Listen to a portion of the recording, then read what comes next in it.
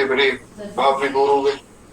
कहते हैं तात बात पूरी राम कृपा ही, राम विमुख सिद्धि सपने उनाही, सकुच उदात कहत एक बाता, अरब तजहि बत सर्व सुजाता।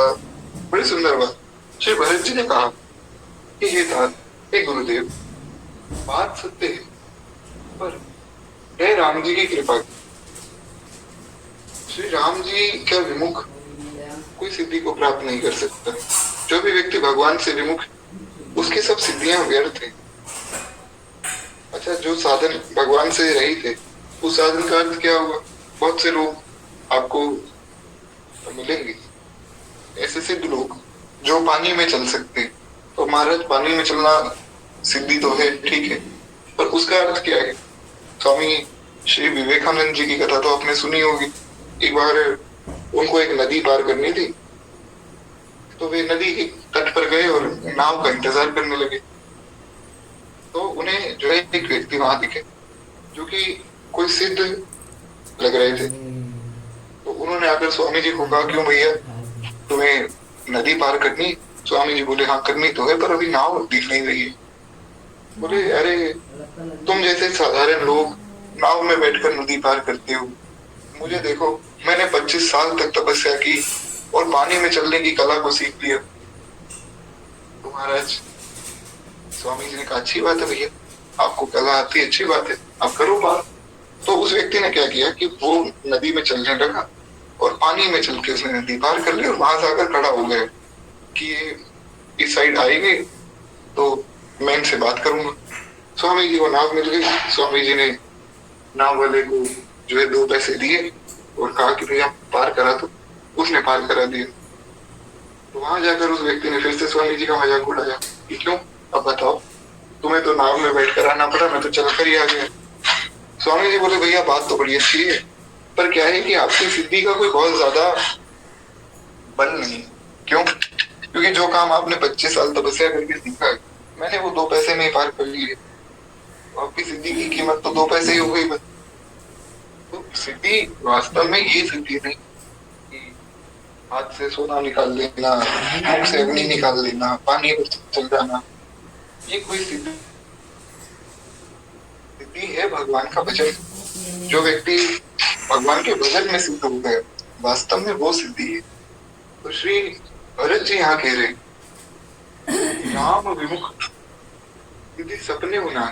भरत जी ने कहा कि जो भगवान से विमुख है, उसको सपने में भी सिद्धि नहीं मिलती। इसका मतलब सपने में भी उसको शांति नहीं मिली, वो कभी भी जीवन में कुछ प्राप्त नहीं कर सकता। तो यहाँ पर उस सिद्धि की बात कर कहते कि मैं एक बार जो है कहने से सब हो जाता, बुद्धिमान मनुष्य जो वो सर्वस्व जाता देखकर आधा छोड़ दिया करते। एक बड़ी प्यारी बात। श्री भरत जी ने कहा कि जो बुद्धिमान होते वे सर्वस्व जाता देखकर आधा छोड़ देते। यानी कि अगर मान लीजिए कोई व्यक्ति अपने पूरे जीवन की पूरी कमाई देकर कहीं जा रहा हो, रास्ते में कोई चोर मिल जाए, तो वो चोर सारा सामान लेकर जाए, उससे अच्छा है कि जितना बचे उतना बचाकर भागो। कुछ नहीं से कुछ सही। एक तो बड़ी प्रसिद्ध जो है कहावत भी है कि भाग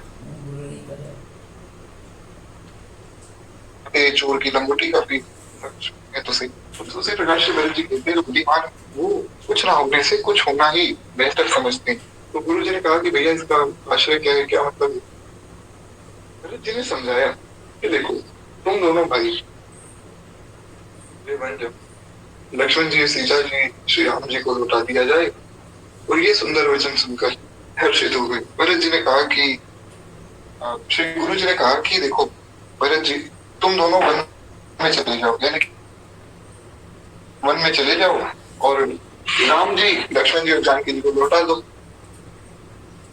पूरी अयोध्या में सब लोग वापस आ जाएंगे ये तो संभव नहीं, क्योंकि किसी ना किसी को तो राजा की आज्ञा का पालन करना पड़ेगा।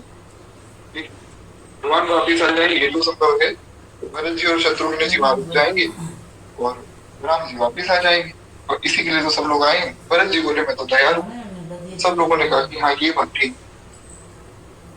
सब लोग बड़े प्रसन्न हो गए और भरत जी सबसे ज्यादा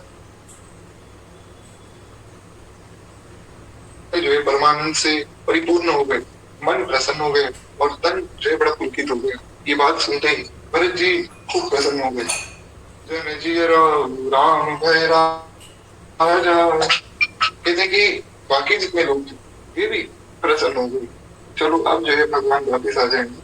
और ये बात तो भगवान को भी स्वीकार होगी, क्योंकि राजा की आज्ञा है कि वन में जाना है, तो कोई भी पुत्र वन में चला जाए। तो स्वामी जी कहते हैं कि मानो राजा दशरथ ही जो आज उठे और श्री रामचंद्र जी को राजा बनाने के लिए आगे बढ़े। इस प्रकार श्री गुरु जी आगे बढ़े। गुरु जी ने कहा कि राम जी को हम लोग राजा बना देंगे और भरत और शत्रुघ्न दोनों जो है वन में रहेंगे। अच्छा, भरत जी और शत्रुघ्न जी दोनों ही क्यों? क्योंकि शत्रुघ्न जी जो है भरत जी के बिना रहते नहीं। शत्रुघ्न जी की सेवा कितनी सुंदर है कि लक्ष्मण जी तो भगवान की सेवा करते हैं, भरत जी भगवान की सेवा करते हैं, और धन्य है श्री शत्रुघ्न जी महाराज जो कि भगवान के भक्त की सेवा करते हैं। भगवान की सेवा से भी ऊपर भगवान के भक्तों की सेवा होती है। भगवान स्वयं कहते हैं कि मोते अधिक संत करी देखा। माँ शबरी को उन्होंने नौ भक्ति का उपदेश किया, नवधा भक्ति जिसे कहा जाता है। उसमें कहते हैं सातवीं भक्ति यही है कि मुझसे अधिक संतों को मानो, अपने गुरुदेव को मुझसे बड़ा मानो। एक बार प्रेम से वत्सल भगवान की जय।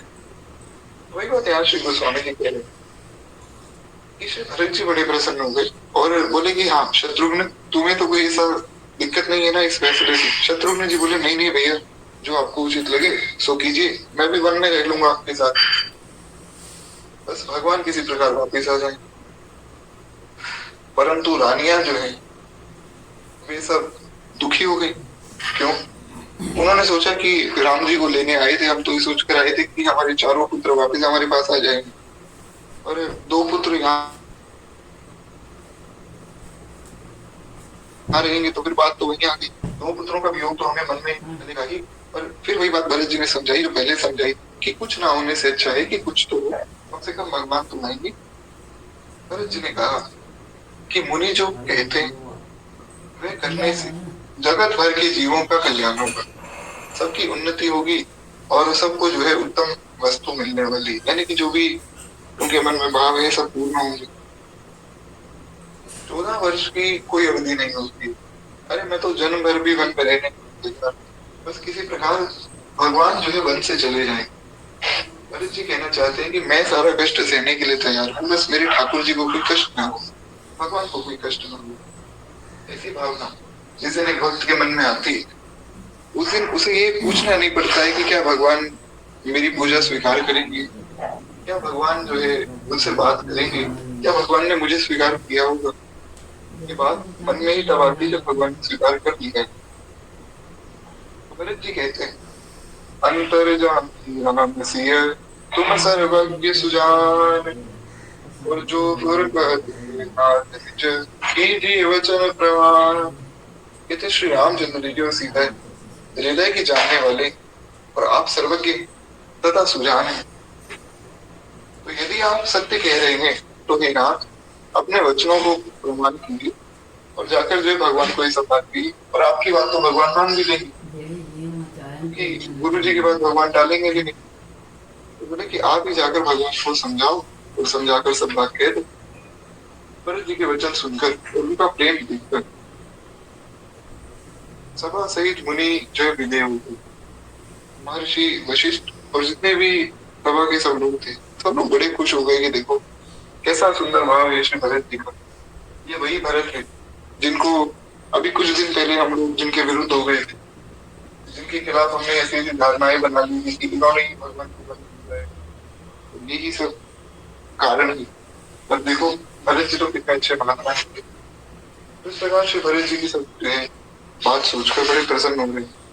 कहते भरत जी महान और महिमा के समुद्र में मुनि की बुद्धि उस तट पर अबला स्त्री के समान खड़ी है। वह उस समुद्र के पार जाना चाहती, पर उसके लिए उसके हृदय में नाव ढूंढती, पर पार जाने का कोई साधन यानी कि नाव जहाज कुछ भी मिलता नहीं। भरत जी की बड़ाई और कौन करे। ऐसा श्री गोस्वामी जी के गोस्वामी जी के कहने का आशय ये है कि भरत जी का जो प्रेम है वो एक समुद्र है और उस प्रेम के पार कोई भी नहीं जा सकता। यानी कि कोई अगर बुद्धि लगा के उस प्रेम को समझने की कोशिश करे तो वो प्रेम समझा नहीं जा सकता। और हमारी आपकी बुद्धि की तो क्या चले, जो ब्रह्म ऋषि है महर्षि वशिष्ठ, जो कि ब्रह्मा जी के पुत्र हैं। महर्षि वशिष्ठ कोई साधारण ऋषि नहीं, वो ब्रह्मा जी के साक्षात पुत्र हैं और केवल इसीलिए ही उनको ब्रह्मा जी ने उत्पन्न किया था। जब महर्षि वशिष्ठ का जन्म हुआ तो ब्रह्मा जी ने कहा कि देखो वशिष्ठ, ये इक्ष्वाकु जी मनु जी के पुत्र हैं और इनका कुल तुम्हें जो है आगे बढ़ाना है। तो महर्षि वशिष्ठ ने कहा कि देखिए पिताजी, ये पुरोहित का जो काम है ना, ये कोई बहुत अच्छा काम नहीं माना जाता है ब्राह्मणों की सभा में, तो इसलिए ये सब काम जो है मुझसे मत करवाइए। अरे मैं आपका पुत्र होकर एक पुरोहित बनूंगा, आप खुद ही सोचिए। तो बोले नहीं, तुम्हें पुरोहित बनना होगा। क्यों? क्योंकि इसी कुल में आगे चल के साक्षात भगवान का अवतार होने वाला है और उनके लिए तुम पुरोहित बन जाओ। तो केवल इसलिए श्री वशिष्ठ जी इस कुल के पुरोहित बने कि एक दिन ऐसा आएगा जब भगवान का जन्म होगा और मैं भगवान का दर्शन पाऊं। तो वो दिन आया भी जब भगवान का जन्म हुआ। तो आप जन्म का प्रसंग पढ़िए, वाल्मीकि रामायण में, रामचरितमानस में और जितनी रामायण सब में यही वर्णन है कि भगवान का जो जन्म हुआ उसके लिए जो यज्ञ हुआ उसके यजमान श्री दशरथ जी नहीं थे, उसके यजमान महर्षि वशिष्ठ थे। इसलिए जब उत्तरेष्टि यज्ञ करने की बात आई तो महर्षि वशिष्ठ ने यज्ञ कराया ही नहीं, क्योंकि वो तो यजमान बन के बैठे थे। अभी तो महर्षि श्रृंगी को बुलाया गया, सबने कहा कि महर्षि श्रृंगी जो है बड़े अच्छे महात्मा है, उनको बुलाओ, वो यज्ञ कराएंगे।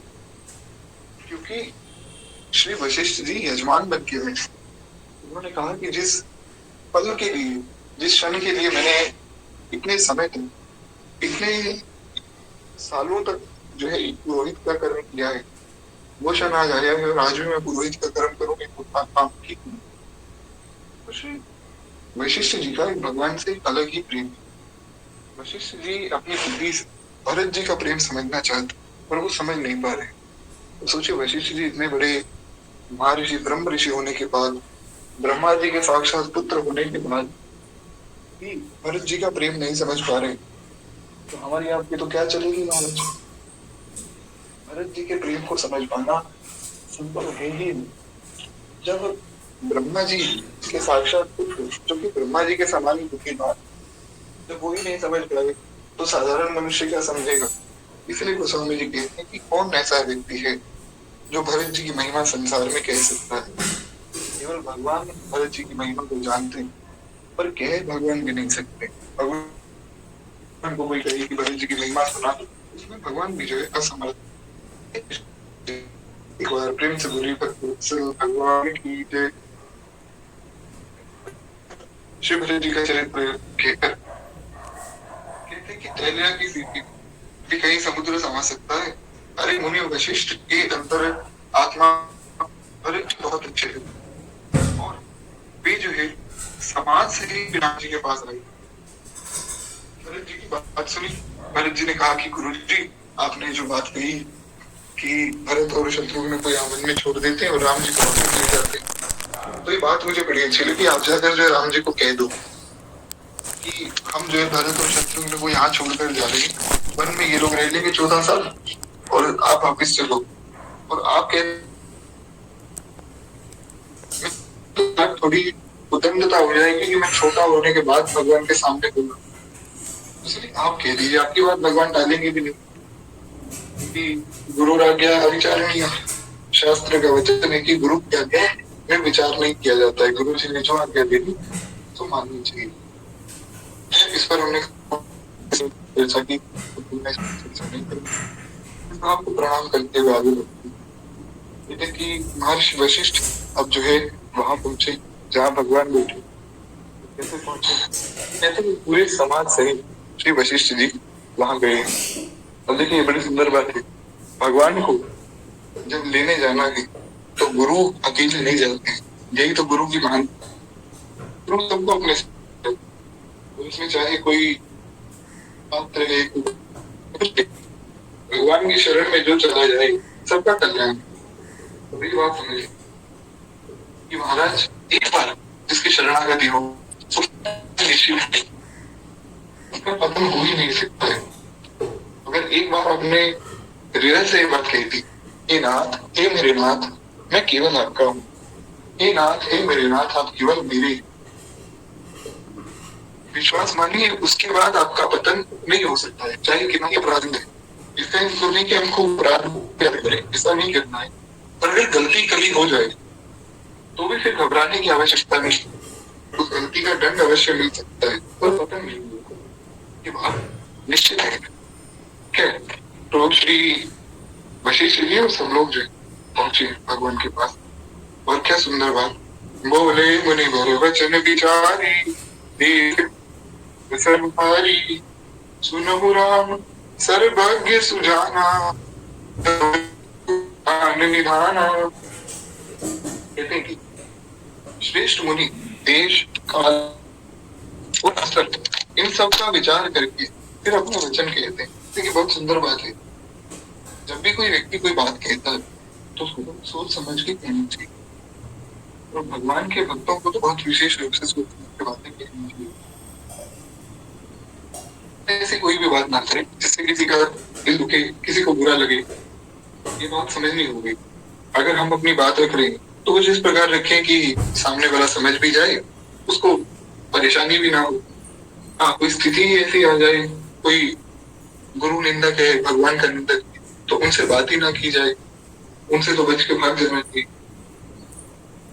तो गुरु जी ने पहले देश काल और अवसर का विचार किया कि किस प्रकार का अवसर है, कैसी सब स्थिति है, उसके अनुरूप बात कही। उन्होंने कहा कि हे सर्वज्ञ, हे सुजान, हे धर्म नीति गुण और ज्ञान के भंडार राम, हे प्रभु, आप तो अनंत अनंत कोटि ब्रह्मांड के स्वामी हैं, आप तो परात्पर पर ब्रह्म हैं। ब्रह्मा विष्णु महेश इंद्र महेंद्र आदि आपकी महिमा वो नहीं जान पाते।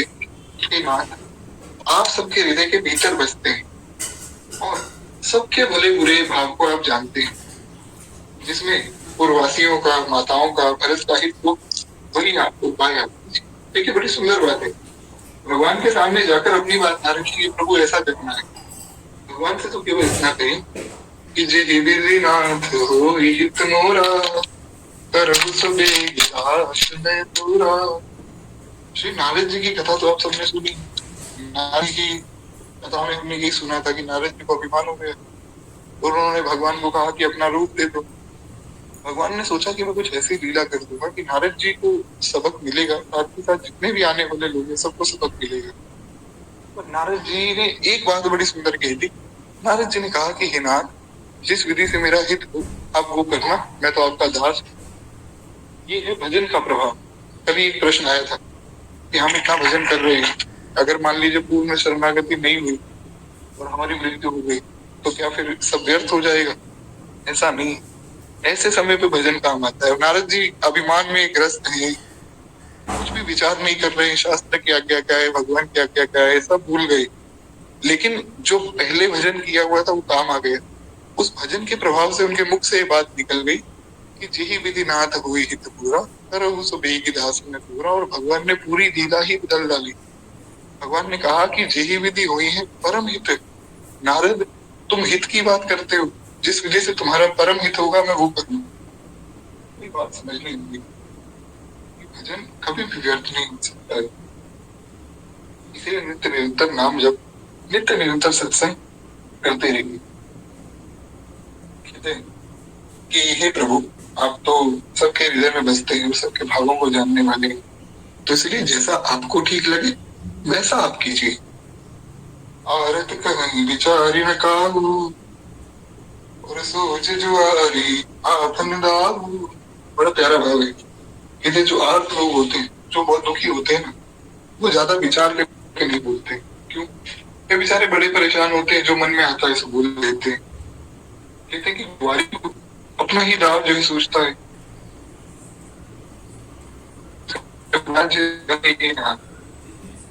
उपाय तो काफी यहाँ भगवान ने जन्म दिखा रहे हैं। गुरु जी ने कहा कि जुआरी को अपना दाव सोचता है, यानी कि जो जुआरी है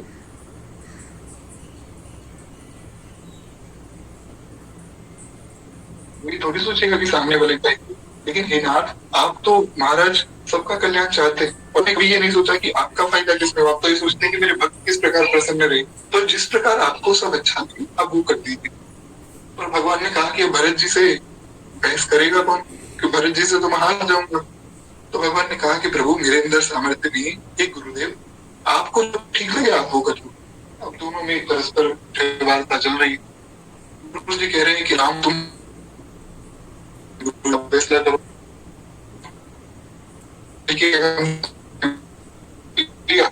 भरत जी नाराज हो गए तो बात बिगड़ जाएगी, क्योंकि भगवान तो सदा बच्चे बनावे भैया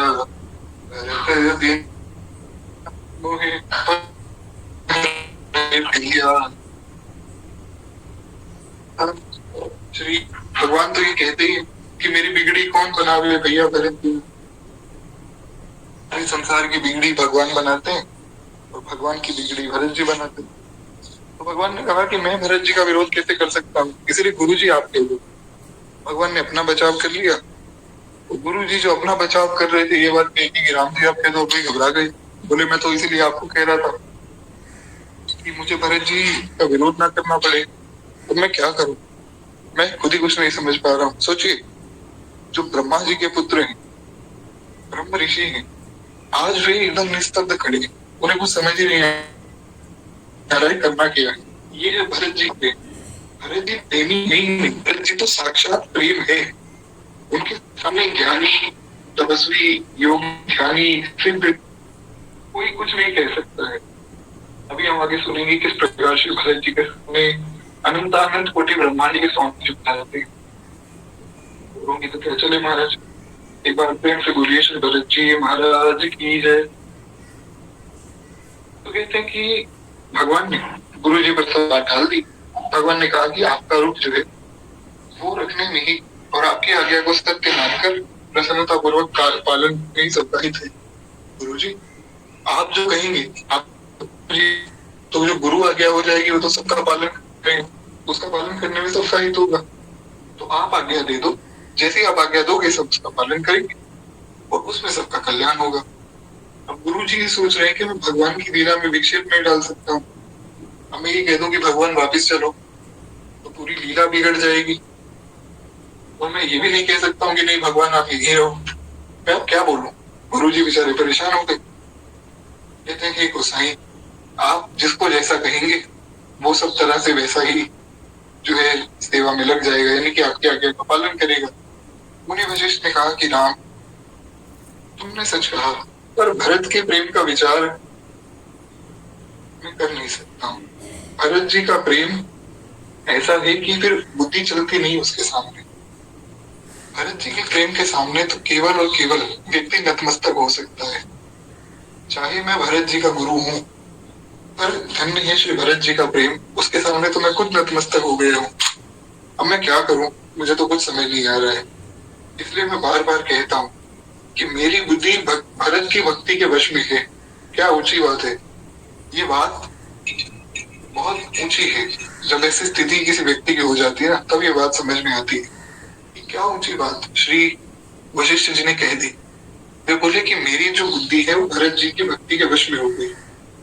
मैं कुछ समझ ही नहीं पा रहा हूँ, मैं अपनी बुद्धि से क्या विचार करूं। अरे महाराज सब ज्ञान ध्यान धरा रह गया। मैं किस प्रकार श्री भरत जी के सामने बोलूं, मुझे कुछ समझ नहीं आ रहा है। हमने गोपियों की कथा सुनी, गोपियों ने भी महाराज उद्धव जी को यही बात कही, ये तो प्रेम की बात है उद्धव, बंदगी तेरे बस की नहीं है, यहाँ सर्दी के होते हैं सौदे, आशिकी इतनी सस्ती नहीं है। क्या सुंदर बात है। श्री उद्धव जी को सब गोपियां कहते हैं कि हे उद्धव, ये तो प्रेम की बात है, प्रेम की बात आप जैसे ज्ञानियों की समझ लेते हैं। तो उद्धव जी को सीधा कर दिया। ये भाव गोपियों में कहाँ से आया, ये बात श्री भरत जी से ही तो आई महाराज। अब सोचिए, जिन गोपियों का ऐसा विशिष्ट भाव है कि उद्धव जी जैसे ब्रह्म ज्ञानी जब प्रेमी हो गए, तो जिन भरत जी से उन गोपियों ने बात सुनी, ये बात समझी, उन भरत जी का क्या भाव होगा। और उस भाव के सामने गुरुजी क्या बोले? गुरुजी तो बेचारे चुपचाप निस्तब्ध खड़े। वे कहते हैं कि मेरे पास कहने के लिए कोई वचन नहीं है। हे राम, भरत के प्रेम के सामने मैं कुछ नहीं कह सकता। मेरी बुद्धि ने काम करना बंद कर दिया है और मैं तो बस यही सोच रहा हूँ कि जो भरत जी कह देंगे तो वे सही होगा। तो भगवान ने कहा कि पर आप तो उनके भी गुरु हैं। यानी गुरु जी आज्ञा देते हैं कि शिष्य आज्ञा देता है? शिष्य ने कभी गुरु को आज्ञा दी हो ऐसा कोई प्रमाण थोड़ी मिलता है। बोले वो बात ठीक है, प्रमाण मिलता हो ना मिलता हो, पर मैं भरत को आज्ञा नहीं दे सकता। मैं भरत के सामने कुछ भी बोलने में असमर्थ। भरत जी का जो भाव है तो सब ठीक ही है। ऐसा अद्भुत है श्री भरत जी का भाव। बड़े बड़े ब्रह्म ऋषि, बड़े बड़े ज्ञानी सब भरत जी के सामने नतमस्तक हो जाते हैं। कहते हैं कि पहले जो है भरत की विनती आदर पूर्वक एक बार आप सुन लीजिए, फिर जो है उस पर विचार कीजिए और सबका जो मत होगा, जो साधु मत, लोक मत और वेदों का निचोड़ है, वैसा ही फिर हम सब करेंगे। गुरु जी ने कहा कि एक साधन ये है कि आप भरत जी की बात सुनो, फिर देखते हैं क्या करना है क्या नहीं करना है। और भरत जी पर जो है गुरु जी का स्नेह देखकर श्री रामचंद्र जी के हृदय में विशेष भगवान बड़े प्रसन्न हो गए। देखो श्री भरत जी पर गुरु जी का कैसा स्नेह, तन मन वचन से भगवान ने जो है भरत जी को गुरु जी का सेवक जाना। और अब भगवान ने कुछ बातें कही जिसमें हम केवल कुछ बातें भी सुनेंगे, उसके बाद विश्राम। एक बार प्रेम से बोलिए भक्त वत्सल भगवान की जय। अब यहाँ पर भगवान ने बड़ी सुंदर बात कही। वे कहते हैं कि श्री रामचंद्र जी गुरु आज्ञा के अनुकूल मनोहर, कोमल और कल्याण करने वाले वचन कहे। भगवान कहते नाथ तपत तिथु चरण दुहाई, भयो न भुवन तरत सम भाई। कहते कि हे नाथ, मैं आपकी सौगंध खा करके मैं अपने पिताजी के चरणों की दुहाई लेकर कहता हूँ कि विश्व भर में भरत के समान भाई है ही नहीं। अरे जो गुरु पद अंबुज अनुरागी, तो क्या सुंदर बात। तेरो कहूं बड़े भागी। कहते कि जो लोग गुरु जी के चरणों के अनुरागी, यानी कि जो लोग अपने गुरु जी के चरणों रहना चाहते हैं, उनकी सब बातें मानते हैं, लोक में तो उनकी बड़ाई है ही, वेदों में भी उनकी बड़ाई है ही। यानी कि इस लोक में तो उनका कल्याण होगा ही, पर लोक में और हर लोक उसका कल्याण है। व्यक्ति का पतन संभव ही नहीं। महाराज जो गुरु जी के चरणों की वंदना करते हैं वे सबसे बड़े बड़भागी है। ऐसा भगवान अपने मुख से कह रहे हैं। कहते हैं जिस पर आपका ऐसा स्नेह हो, ऐसा बड़भागी कौन होगा जिस पर गुरु जी ऐसा प्रेम करें।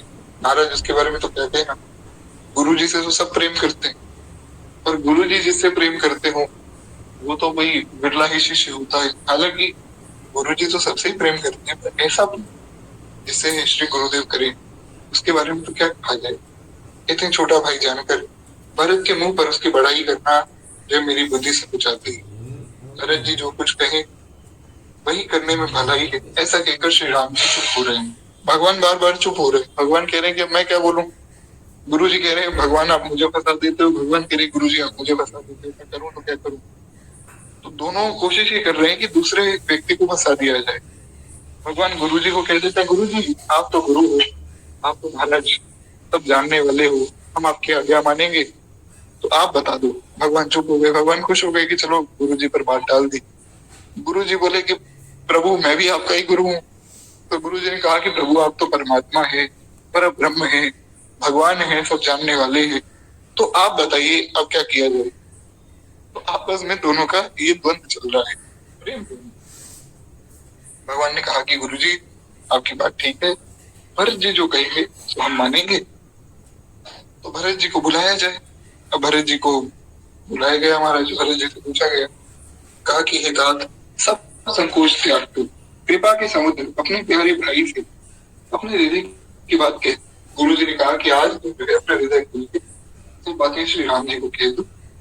तूने मुनि बचन राम रूप पाई, गुरु साहिब अनुकूल अघाई, लखी अपने सिर सब छरु भारू, कहीं न कहीं कुछ कर ही विचारू, कहते मुनि के वचन सुन के और श्री रामचंद्र जी का रूप पाके गुरु तथा स्वामी को भर पेट अपने अनुकूल जान के सारा बोझ अपने के ऊपर समझ कर भरत जी कुछ कह नहीं सकते। भरत जी ने कहा कि जब आप नहीं बोल पाए, जो कि पर ब्रह्म परमात्मा है, जब गुरु जी नहीं बोल पाए जो कि ब्रह्म ऋषि, महाराज मैं बालक क्या बोलूंगा सबके सामने, मुझमें प्रभु ऐसे सामर्थ्य नहीं कि मैं कुछ बोल सकूं। भरत जी भी बेचारे चुप हैं, पर फिर उन्होंने सोचा कि नहीं बोलना तो पड़ेगा, तभी तो बात बनेगी। तो भरत जी बोलेंगे, और महाराज जो भरत जी बोलेंगे वो सुनने योग्य बात है, वही है भरत चरित्र। जो उस चरित्र को सुन लेगा, विश्वास मानिए उसको कहीं इधर उधर भागने की आवश्यकता ही नहीं। एक बार जो इस चरित्र को सुन लेता है, तो स्वामी जी कहते हैं कि भरत चरित्र करने तुलसी जी सादर सुने। केवल सुनना नहीं, आदर पूर्वक सुनना है, यानी कि उस बात को मानना भी है। अवश्य हो अवरस विरोधी वो